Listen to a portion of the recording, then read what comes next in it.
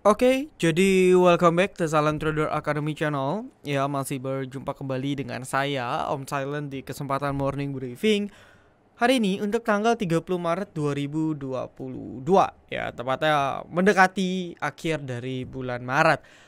Oke, sebelum itu saya mau reminder aja bagi teman-teman yang belum follow, belum join, kita punya grup, kita punya komunitas, kita punya sosial media.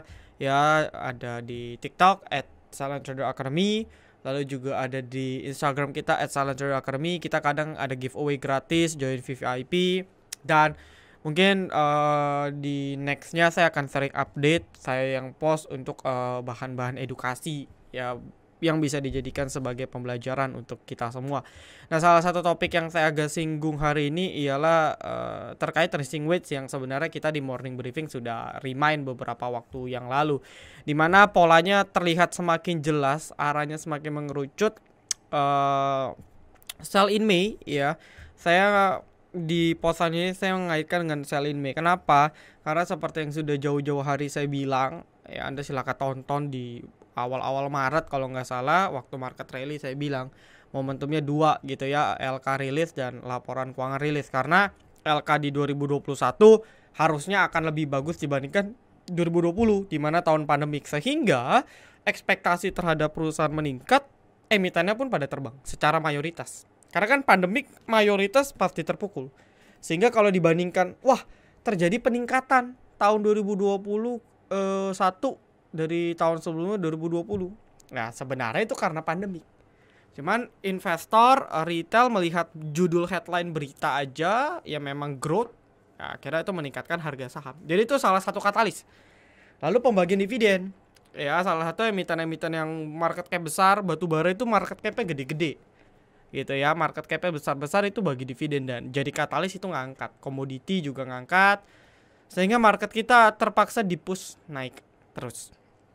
Gitu ya, dan ya kita nggak tahu endingnya sampai kapan, cuman kalau pattern ini terus terjadi, dia akan bergerak mengerucut terus sampai dia benar-benar bisa breakout trendline atas, atau ya kuncinya dia breakdown. Cuman kalau pola rising wedge seperti yang Anda pelajari, endingnya tuh ke bawah, entah itu reversal ya, ataupun dia correction sehat atau minimal downtrend jangka pendek gitu. Nah, kenapa saya kaitkan dengan sell in May?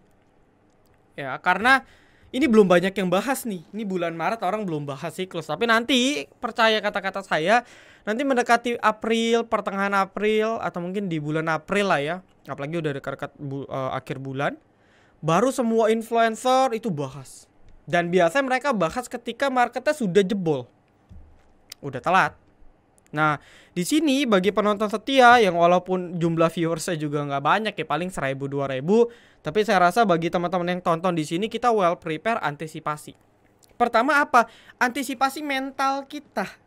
Karena gini analoginya, ya kita bahas dulu, ini penting. Kita bahas dulu analogi gini, karena kadang ini kan kita lagi termakan euforia ya. Bagi newbie yang nggak tahu, ini lagi kemakan euforia. Ah, hari ini merah, besok juga naik. Beli terus, beli. Awalnya mungkin 1-2 kali, wah bener nih. Lama-lama ketagihan, sama kayak judi ya.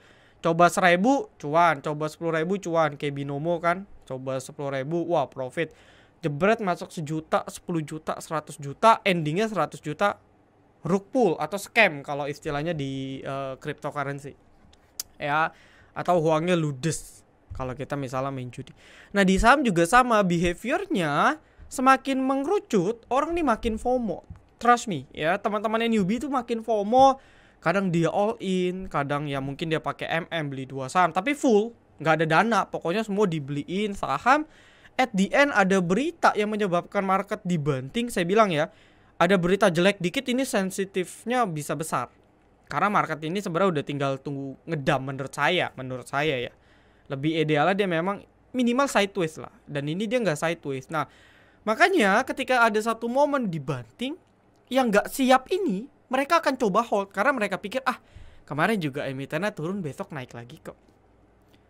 Nah, padahal kita tahu siklus periode bulan Mei sampai bulan September, sell in May and back at Halloween gitu ya. Halloween itu kan Oktober, jadi periode di Mei sampai September secara siklus itu market nggak gitu oke performance-nya dibanding dari Oktober hingga April. Secara statistik ya. Dimana di periode ini market biasa cenderung konsolidasi atau bahkan correction. Sini. Ya, ini di sini. Ini periode-periodenya nih. Ya, lalu nih di bulan Mei. Kalau ini drop karena pandemik ya. Ini drop karena pandemik ya. Jadi kita wajar lah. Lalu kita mau flashback lagi misalnya di sini. Ini kan bulan 5 nih. Nah, dari bulan 4 bahkan ya. Dari bulan 4 sampai bulan 9. Dan itu rata-rata terjadi dari periode Mei. Saya nggak bilang bulan Mei turun, tapi periode Mei sampai September agak kurang bagus. Kita bicara secara statistik. Nah, sekarang orang belum bahas influencer yang terkenal sekalipun yang followers mungkin puluhan ribu, ratusan ribu yang sering diundang. Mereka nggak bahas. Belum. Lebih tepatnya mereka belum membahas. Ya, mereka akan bahas ketika udah terjadi. Dan itu udah telat. Makanya ketika kita balik lagi ya, ketika kita udah nggak siap, akhirnya kita hold coba. Karena dia pikir, masih uptrend kok. Padahal udah jelas-jelas jebol. Dia buat pattern rising wedge yang artinya correction mungkin cukup sehat. Nah, terciptalah nyangkut lagi. Ya, di hold, naik dikit, nggak mau lepas untuk sell on strength, lanjut turun. Ya, itulah ciri-ciri asal muasal newbie pada nyangkut. Karena euforia yang terjadi saat ini. Ya, saya sih doakan analisa saya salah. Karena saya juga nggak mau. Saya pun nanti ketika market didam pasti ada emiten yang saya tradingkan, saya cut loss. Karena saya tetap trading. Cuman saya informasi biar kita siap. Dibanting, udah waktunya nih. Ya udah, cut loss, beres. Nah, jadi kalau kita udah siap, kita udah tahu, tinggal kita kan nggak tahu kapan terjadi kan. Ibaratnya kita nggak tahu kapan bubble pecah. Ya one day bubble pecah ya sudah. Mungkin kita cut loss di hari itu. Mungkin bisa cut loss 5%, tapi ya sudah. Kita udah siap. Jadi kita nggak nge-hold, dan lain sebagainya. Apalagi emiten-emiten yang posisinya di uptrend. Lalu volumenya juga saya mau bilang ini uptrend volumenya makin turun. Saya udah selalu remind ya. Ini ciri-ciri yang udah nggak bagus. Ya, kalau trader-trader yang memang expert, mereka akan sepakat bahwasanya volume ini penting, apalagi di indeks. Ya, dan ini volumenya juga nggak bener, makin hari juga makin kecil. Jadi ya kita harus antisipatif lah. Untungnya sih asing masih akum, jadi ya mungkin masih berlanjut. Ya mungkin sampai pembagian dividen dan ya mungkin bulan depan kali ya sampai LK selesai ya kita nggak tahu. Cuman ya jaga-jaga aja lah. Intinya jaga-jaga itu penting. Oke. Lalu nextnya hari ini kita nggak ada trade dan loss, trade dan profit karena kita kemarin di hari Senin baru alhamdulillah ya TP3 menu semua sold out. Kita baru cicil-cicil ulang lagi di hari ini. Lalu buat yang mau join VVIP silakan, ada promo masih yang bisa dimanfaatkan. Lalu buat yang mau join STHC silakan. Ya, ini kelas belajar saham hanya 1.500.000 dapat total materi yang bisa Anda tonton dan Anda dengarkan itu sekitar dan langsung ya, secara langsung karena saya sendiri langsung live bisa tanya jawab itu sekitar 24 sampai 28 jam. Atau kalau mau kita bagi sebenarnya itu 3 hari kelas full day. Dari pagi sampai sore. Jadi udah worth it banget, 1,5 juta all in, dapat grup lifetime, dapat video materi dan full record jadi Anda bisa tonton berulang. Ya, ada meeting juga alumni per beberapa bulan sekali dan lain sebagainya. Dan ada special video pembahasan lebih spesifik untuk scalping. Seperti itu. Ya, lalu ini win rate kita masih bertahan alhamdulillah di tanggal 29 ini masih 100% ya. Untuk dari tanggal berapa nih ya? Kayak dari tanggal minggu lalu lah. Ya, saya lupa kayak dari tanggal 21 atau tanggal 18. Alhamdulillah ya, kita doakan win rate kita juga masih bisa bertahan. Dan ini real ya. Ini real. Anda bisa cross check gitu ya. Oke, lalu nextnya kita langsung aja ke pembahasan. Ya, kita langsung aja ke pembahasan. TRJA, oke, ini juga tadi banyak yang nanya ya. Nah, balik lagi nih emiten-emiten yang kalau kita nggak tahu kenapa dia naik secara signifikan dalam waktu singkat. Ya, ini cirinya ya. Ini kan dia naik terus nih. Kalau ideal tren itu berlangsung, ini dia nggak ada candle gini hijau terus. Pasti dia ada naik turun kayak anak tangga. Nah, kalau kita nemu candle kayak gini dan kita nggak tahu reasonnya why dia bisa naik sesignifikan ini, kalau saya nggak ikut. Kalau saya sih nggak ikut. Nah, masalahnya kalau TRJA ya ini juga unpredict. Dia bisa diterbangin setinggi ini, dia juga bisa dibanting sedalam ini. Ya, kalau kita lihat dari historis kayak gini memang. Habis naik rally, bantingannya pun juga nggak main-main. Ya, ini juga bantingannya nggak main-main. Nah lalu apakah mungkin TRJA? Ya kalau kita lihat secara historis dia biasanya uji support. Range supportnya mungkin dari 3 yang 400 lah ya. Yang 400 lah ini. Ya 370 sampai 400. Ini range supportnya ini. Ya kalau mau nunggu Anda nyangkut mau coba sell on strength atau Anda yang mau beli ya di sini dekat-dekat 400 lebih aman. Ya karena ternyata kemarin dia nggak mampu ya, TRJA nggak mampu di area 450 di ARB. Ya padahal ini kan secara Fibo kan area yang cukup baik untuk buy, cuman tetap dicebol. Sudah, ya dia akan potensi uji ke area yang lebih bawah. MLBI. Oh, bir. Wah, jarang banget yang request MLBI ya. Kenapa? Chartnya lumayan ya. Dia breakout EMA 200, volumenya standar. Kecil, ini nggak liquid banget gak sih setahu saya ya. Setahu saya nih emiten yang nggak liquid. MLBI setahu saya ya dividennya kenceng. Ya.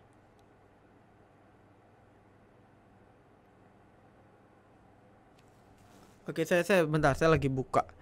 Saya lagi buka data. Ya dia bagi dividen. Lumayan lah dia bagi dividen. Tapi tahun 2020 dia nggak bagi ya, mungkin karena pandemik. Ya tapi 2021 dia kemarin bagi. Baginya juga 10%, 5% sih, nggak gede ya. Dia bagi dividennya nggak gitu besar sih. Jadi ya what you expect. Ya what you expect. Jadi ya apa yang Anda harapkan? Saya sih no comment. Ya karena nggak liquid juga. Tapi teknikalnya menarik lah karena dia jebol 8000 dan di atas moving average, jadi mau coba follow up for trend ya silakan. Lalu Antam, Serok Antam Om. Oh Serok Antam. Ya tadi balikin aja juga Om, nikel kenapa? Ya koreksi sehat. Nah makanya saya bilang kayak Antam, ya kan kita udah berhasil TP ya. Saya pribadi pun ada copet DKFT TP, Indi TP, Antam TP, gitu ya. Dan siklusnya ya ini masih sesuai predik, dimana ada dua option yang mungkin bisa terjadi di Antam. Pertama dia buat W pattern, tapi W-nya biasanya nggak, W-nya W agak jomplang ya, jadi dia nggak lebih rendah dari W sebelumnya, low-nya. Oke, ya atau ya kalau nanti kita tarik garis dia buat semacam penan di sini. Ini adalah kemungkinan yang mungkin terjadi. Sambil kita mantau harga nikel ya, stabil di 30.000 udah bagus. Nah untuk Antam ya kalau mau serok ya boleh banget gitu ya. Ya di 2500 ke bawah lah itu best buy. 25 sampai 23. Nah, kita kan udah kebentuk nih, dia udah kebentuk support di berapa? 2300-an. Ya udah ini batas stop loss. For swing. Nah, dengan kondisi market yang mungkin agak sedikit potensi kurang bagus, ya saya nggak tahu ya besok rebound atau enggak, karena kan rising wedge itu kan akan dipush naik terus sampai dia pecah di akhir. Nah, kalau dia masih correction, misalnya let's say besok ya 2500 ke bawah best buy kalau mau. Overall ya masih uptrend.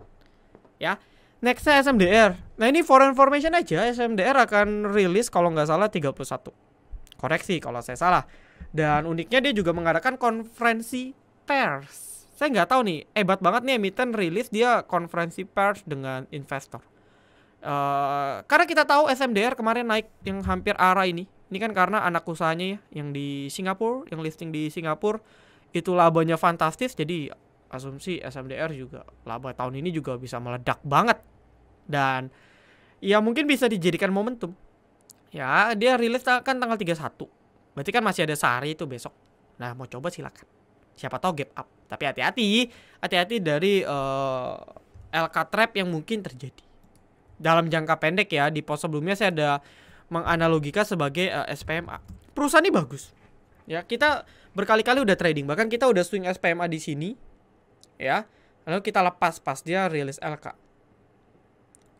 Nah yang jadi masalah kadang kalau kita beli pas rilis LK itu bisa jadi value trap karena kita udah tahu, Bandar udah tahu, ya Bandar akum dulu sebelum rilis. Ketika rilis hasilnya bagus, retail pada HK Bandar jualan. Nah itu yang sering terjadi.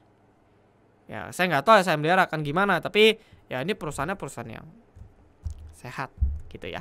Lalu nextnya BGTG, Bank Mini juga hari ini gerak tapi agak ngeprank karena market di sesi 2 juga agak nggak bagus ya. Ya, market sesi 2. Market hari ini kurang bagus lah pada inti. Meskipun ada yang naik, cuman banyak pranknya juga. Ya. BGTG ada volume, bisa dimasukkan ke dalam watchlist dulu. Ya, karena volumenya juga lumayan ya.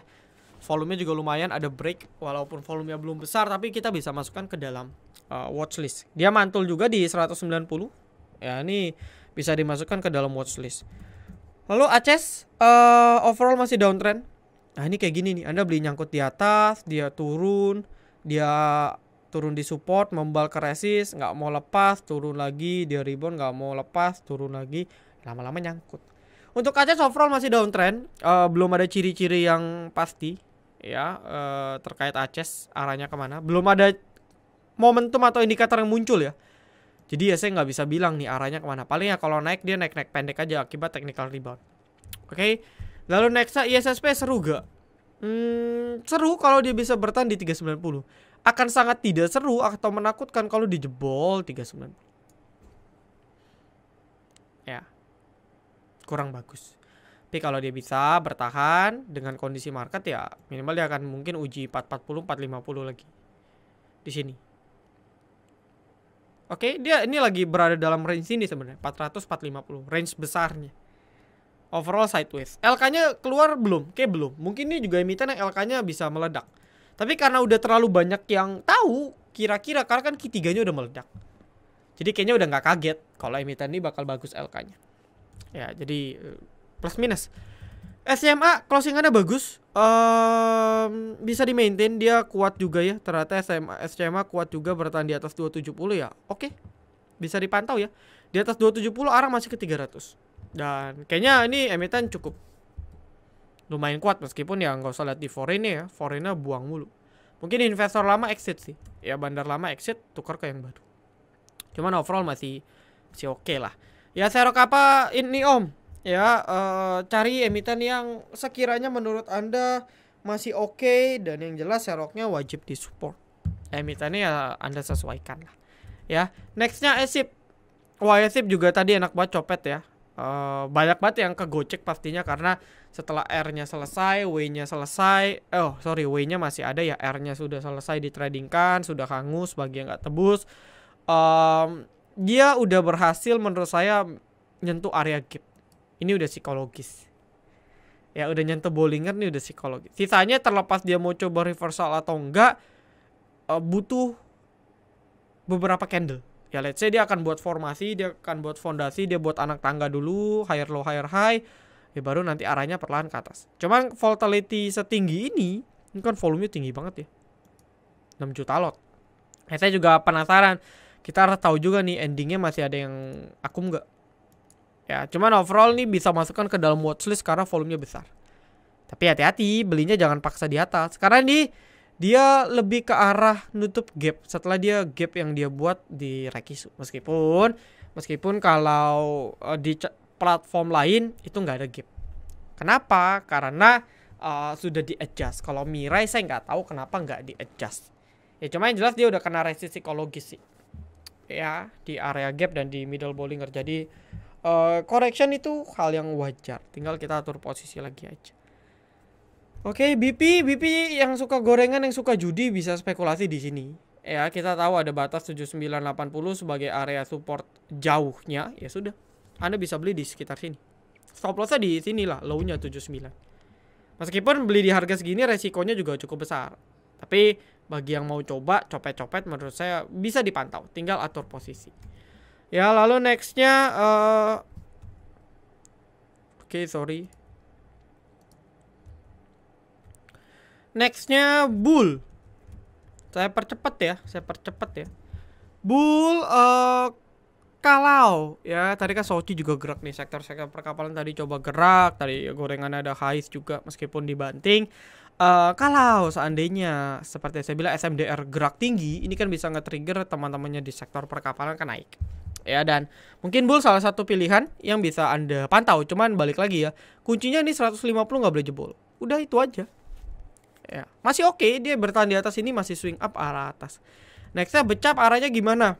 Ya Becap di atas 270 arahnya masih ke atas. Cuman karena positioning sahamnya cukup tinggi harganya, ya sudah naik cukup signifikan, jadi emiten ini juga paling rentan kena koreksi. Ya, jadi ya harus hati-hati. Kalau tanya BP kenapa, saya nggak tahu storynya BP. Ya, saya jarang sih, jarang research. Saya bukan tipe yang research emiten 50 ini kenapa bangkit. Cuman saya mungkin penasaran juga. Mungkin nextnya saya akan buat project bersama teman-teman VVIP, project emiten 50. Tapi untuk BP saya nggak tahu kenapa ya. Oke, cuman yang jelas dari awal kemarin itu udah memang rame volumenya. Ya, dari sini ada volume sebenarnya. Jadi ya sebenarnya udah ada something. Cuman kita kan nggak tahu kapan dia diterbangin. Itu aja sih. Ya lalu nextnya BJBR. Besok RUPS. Ini BJBR BJTM bagi dividen gede. Yang mau coba tos-tosan ya silakan. Ya saya paling kasih tau resistnya ada di 1600-an ya. 1600 sampai dengan 1650-an. Ada resist di sana. Lalu IMJS otomotif kemarin ASI juga terbangnya cukup tinggi ya. Tanpa sadar ASI ini mau ke 7000 loh. Nah, ini salah satu sektor yang mungkin kita lupa. Kenapa? Karena kebangkitan ekonomi ya pasti akan relate dengan otomotif. Udah pasti. Ya, salah satunya ya. Jadi salah satunya otomotif, penyumbangnya cukup besar gitu ya. Properti juga. Ya makanya memang kan digadang-gadang after boom komoditi dan perekonomian bangkit, ya sektor properti ini biasanya bangkit. Cuman ya tadi udah coba-coba bangkit tapi belum, masih ketahan ya. Masih ketahan banget di market. Padahal market kita all time high terus. Gitu. Nah, untuk IMJS bisa masukkan ke dalam watchlist. Kita juga terakhir kali TP IMJS ya. Meskipun dia gagal breakout, kita kena trailing stop. Ya, IMJS masih bergerak dalam fase dia punya sideways ya. Batas 420. Dia sideways di sekitar 4842. 420 480. Ya, ini tinggal Anda atur posisi. Kuncinya dia harus bisa breakout 48 478 480 ya. Harus bisa breakout dan close di atas itu. Ya, jadi baru kalau mau lanjut harus bisa breakout. Nah, kalau Anda nggak mau buy on breakout, belinya di support 430 420 atau 440 ke bawah. Kalau mau beli breakout ya tunggu breakout sekalian. Gitu. Jadi ada dua opsi. IATA juga sama ya. Ini kurang bagus kalau close di bawah 200 sebenarnya. Ya, jadi hati-hati aja sih. Ini juga emiten yang agak ngeri. Entah kenapa feeling saya agak kurang bagus. Cuman balik lagi MNC Group ini unpredict. Ya, MNC Group ini unpredict. Jadi no comment. Ya, karena pergerakannya juga kadang tidak bisa kita prediksi. Cuman yang jelas ini trend lainnya presisi banget. Dia selalu mantul ketika nyentuh trend line ini. Tapi kalau sekali jebol, ini bisa lumayan sakit. So ya hati-hati. Oke, lalu nextnya CSRA, emiten CPO, positioning sideways, bagus. Ya ini juga emiten yang kejaga ya. Nah ini anak tangga yang saya bilang nih. Kalau mau uptrend dia perlahan. Anak tangga, sideways, jebol, sideways, jebol, sideways, jebol. Sekarang ini lagi sideways lagi dengan range support di sekitar mungkin 670 sampai 700. Ya, ini jadi angka support. Anda mau cicil buy silakan, stop lossnya di max 680. Kalau Anda masih yakin dengan CPO ya. Cuman ya karena harganya juga sudah cukup tinggi, saya nggak research sih CSRA ini perusahaannya gimana. Tapi kalau lihat dari kenaikan price-nya sudah hampir multi bagger, saya rasa harus disiplinnya cukup tinggi. Oh, Memtek asing kenapa masuk tapi harganya belum bisa BO? Ya mungkin mereka masih mau akum. Atau kalau Anda mau cek kepemilikannya, Anda cek aja ada investor besar gak yang masuk. Bisa saja memang ada investor besar yang mau masuk di Memtek. Gitu. Kalau memang Anda tanya asing, dari awal asing akum terus. Akum. Gila nih akumnya, ini duit semua ini. Mungkin udah triliunan kali ya. Sekelas Memtek masuk segini kayak udah triliunan kayaknya. Anda hitung aja tuh ya. Oke, cuman ya price action. Overall ya sideways. Gitu. That's why bandarmologi nggak bisa dijadikan patokan utama juga. Tetap price action kita terhadap harga itu, action kita terhadap harga itu yang lebih penting. Ya lalu saya percepat Same ini breakout ya. Saya lepas pantau juga sih. Ya untuk Same berhasil breakout di 400.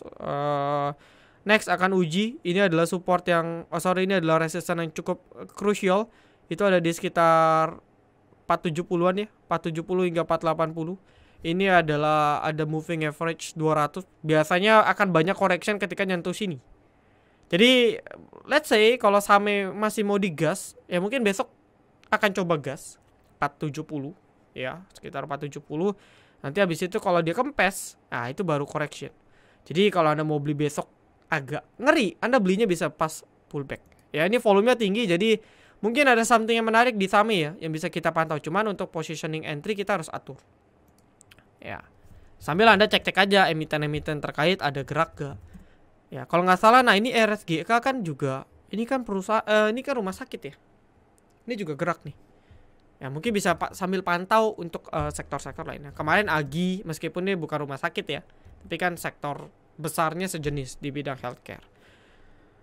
Lalu nextnya, Agi sebenarnya nggak dibilang healthcare, nggak juga sih ya.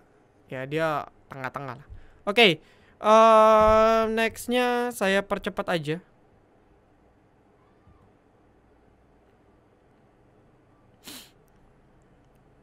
Oke, saya mohon maaf nih ya, saya jawab yang oke.